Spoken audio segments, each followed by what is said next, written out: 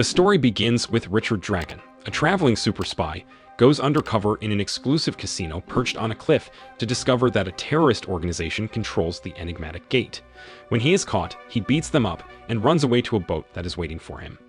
Afterwards, Schlangenfaust informs millionaire extraordinaire Jeffrey Burr that their French facilities have been compromised, and rumors spread that they are in possession of the gate. He gives the order to have the aforementioned invader executed, and he complies. Following Schlangenfaust's departure, Jeffrey takes the hooker to a glass-covered room where he stands outside and observes. When she declines to dance for him, he lets the snakes out of its enclosure. Then, as he consumes a live mouse like a snake, he witnesses her getting fatally bitten. Richard arrives to a nearby pub later that evening, when he is abruptly turned away by the bouncer for skipping the line. The bouncer won't allow him in, even after he attempts to explain that he is acquainted with the owner and would want to see him.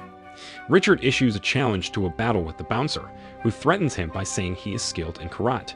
Richard swiftly closes the gate behind him as they make their way to the rear of the club.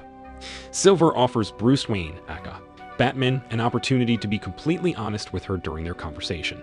She became more candid with him after realizing that he had concealed secrets throughout their courtship. She quits Bruce because he won't divulge his secret. Richard comes in, sees her go, and then he goes to say hello to an old buddy. He remembers how they first met when he sees Richard again. Bruce has been preparing to become a vigilant crime fighter since he was a small boy, hoping to avoid what happened to his parents. He looks for the elusive Nanda Parbat, which is notorious for its rigorous covert training. When Bruce eventually discovers a gigantic door in the mountains, he rings the enormous doorbell. Upon receiving no response, he chooses to give up. When the enormous door opens, he sees O-sensei, the door's custodian. He is told that he is the sixth student to find his way here, and is given a tour of the campus. O-sensei presents his other 5 students: Rip Yeager, a decorated war hero seeking inner strength and peace; Ben Turner, a strong and fierce student with anger management issues; Jade, a highly flexible and nimble student who is overly curious and asks too many questions; and Shiva, his best student who excels in both discipline and strength. Richard Dragon, who O-sensei claims to have known for a long time but often forgets about, was nearly forgotten. Every individual is distinct, and O-sensei prepares them to excel in their respective fields. O-sensei invites Richard to show Bruce his chambers in an attempt to distract Bruce's inquiries and divert his attention when the latter inquires about an odd door. O-sensei gave Bruce one final option to reconsider his training here before he left, but Bruce is certain that he will finish it. Currently, Bruce meets with Richard and requests assistance in locating and retrieving the gate. Bruce declines, saying he can't be bothered with other activities since he has too much on his plate. Bruce is thrown a knife by Richard to make sure he hasn't lost his sense of touch. Subsequently, he discloses Bruce's covert surveillance footage of the bar, asserting that the gate has more significance than a few minor offenses that he has prevented. Richard clarifies that his bosses were looking for the gate and intended to unlock it for their advantage. Later on, he finds out that the gate is in the hands of a bunch of terrorists.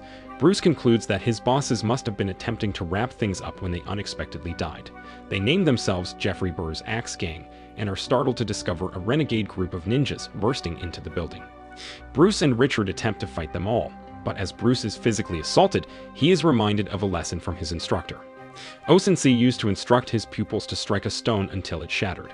Bruce keeps hitting the stone until his fists bleed, but when everyone else has given up, O-sensei comes before him and offers some advice. He says that even if Bruce were to break through the rock, there would still be sand and stones, because that is the nature of evil. It doesn't go away, no matter how hard you try to stop it. Bruce flees the altercation and dons the Batman costume to battle them. Following their run-in with the Axe Gang, Richard and Bruce set out to locate Shiva. They both recall the day when O-sensei gave her the Soul Breaker sword. O-sensei reveals that the blade was forged by the renowned swordsmith Miramesa decades ago. Too many times to count, he deftly folded the blade until it was as powerful as stone and as flexible as a reed. He continued by saying that the sword is the key to life and death since it was made with black magic. Jade challenges the master's choice, saying Shiva has the murderous instinct necessary to guard such a valuable weapon. The master gives the 2 instructions to combat in order to determine who would be a better caregiver when she claims that Rip would be a great fit.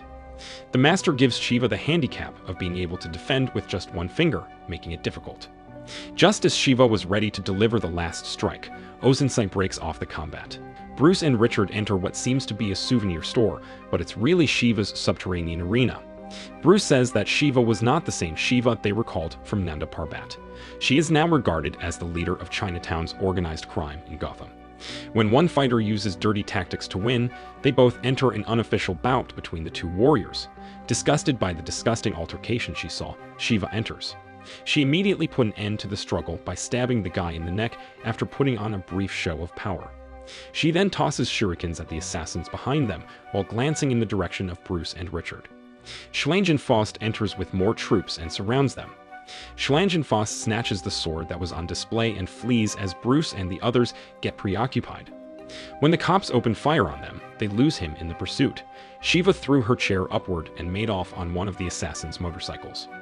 Bruce and Richard, in the meanwhile, drive through the park and manage to catch up with Schlangenfaust. Shiva is getting closer when one of Schlangenfaust's men launches a rocket at her bike, causing Schlangenfaust's automobile to go airborne and attach itself to a magnet. Bruce offers they meet with Ben as the automobile chase comes to a conclusion. Bruce recalls the fight he had in Nanda Parbat with Ben. Ben becomes enraged when Bruce takes the final dish of rice at lunch. The master ignores it while the two battle it out. Bruce refused to back down from Ben despite his severe beating. Ben finally gains respect for Bruce for having the courage to confront him despite Bruce's persistent beatings.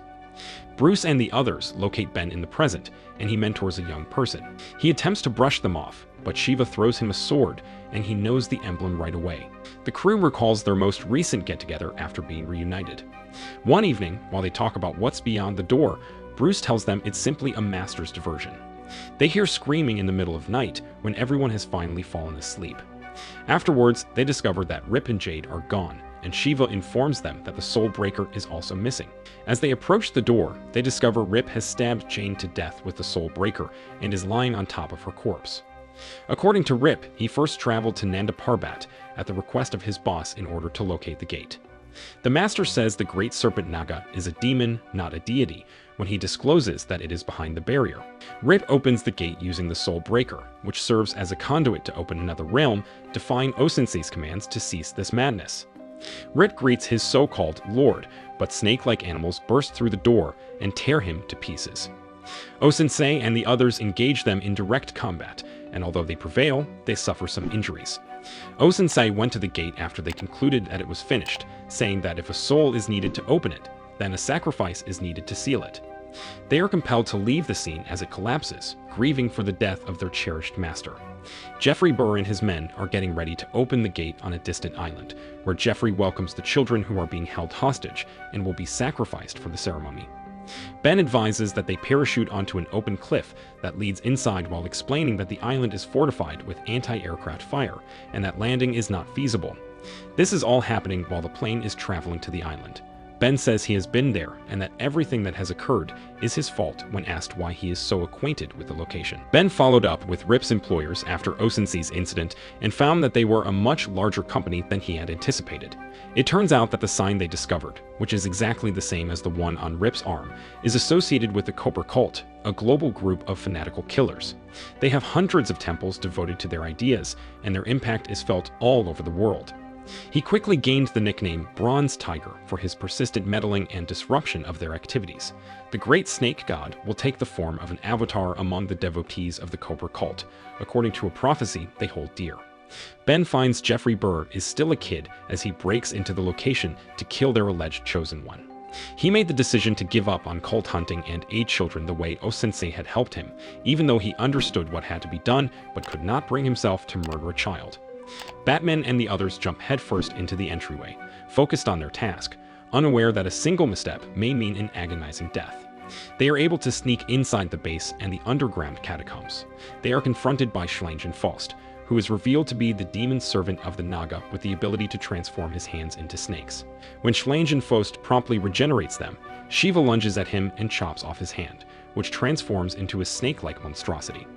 Since they can't take the chance of creating additional snake beings, Batman and the others must battle one-on-one. Batman advises that Richard and Shiva stop the enemy from unlocking the gate while he and Ben tackle Schlangenfaust and the snake thing. Shiva and Richard show up to stop Jeffrey before he can sacrifice a kid to the Soul Breaker. After defeating hundreds of Cobra Cult members, they both get to the top and confront Jeffrey, who gives the order for King Snake and Lady Eve to deal with them. Richard is fought by King Snake as Lady Eve engages Shiva in combat. Shiva was able to match Lady Eve for strength when she abruptly threw her sword but missed. Shiva says that she is the weapon, but Lady Eve calls her out for brandishing her weapon. Then she knocks her unconscious by breaking her sword rapidly. Richard, on the other hand, finds it difficult to defeat King Snake as he always has the advantage and strikes first. Richard discovers that King Snake is readily influenced by other noises when he unintentionally kicks a rock while they are exchanging fists. Later on, he takes use of it to his advantage by using stones to deflect King Snake's focus and ultimately beats him. As Ben used Batman's mace to destroy Schlangenfass, Batman and Ben also put an end to their conflict. Jeff, trapped and desperate, used the Soul Breaker to stab himself, thinking his deity would rescue him. Little did he know that the act fractured his soul instead, causing him to pass away before the gate opened. They find Ozensei again when the gate is open, only to learn later that the Naga has taken possession of him. The Naga replies that there is no release and that his army is en route to take control of this planet when they beg him to free their lord. They encircle Ozensei, but even they are helpless against the Master, who strikes each of them with strong blows. Batman fractures Ozensei's neck by covering his head with his cape and using smoke bombs to divert him. As Batman assumed the fight was ended, Ozensei rose to demonstrate that his assault had been rendered ineffective. When Richard challenges the Master, Ozensei reveals that in order for him to remain in this realm, he needs an avatar. Afterwards, he discloses that Richard was likewise meant to become an avatar of the serpent deity, endowed with a powerful body capable of containing its immense soul. Richard rejects his attempts to persuade him with promises of riches, notoriety, and power. Richard says he's got the strength to beat him if he's meant to be strong enough to hold him. As their souls collide, the Master throws the blade to Richard, who uses it to vanquish him, and Batman hurls a batarang at him. After being set free from the Naga, Ozensei says his last goodbyes to his pupils before passing away. Batman, meanwhile, enters the portal in the hopes of using his sacrifice to shut the doorway. Ben, Shiva, and Richard go into the portal as the gate shuts behind them, following Batman's example. They prepare for the battle of their lives after discovering they have entered an undiscovered realm inhabited by monsters, and this is how the story comes to a close.